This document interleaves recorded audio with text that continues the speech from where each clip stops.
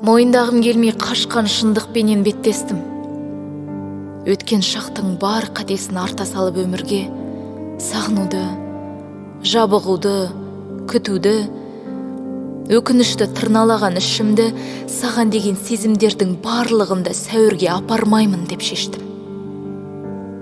Сосын күтпей дүйсенбіні, күтпей таңды, ертеңді, еріп бара жатқан қарға ең соңғы рет мұң шағып, естеліктер, үзік-үзік сәттерді, таңбалаған санамдағы ескі қойын дәптерді, кеудемдегі жалын отқа лақтырып кеп жіберіп, тік көтердім еңсемді.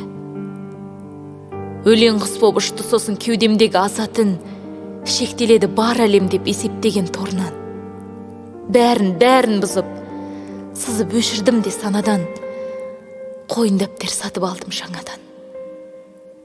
Өмірімді жазатын.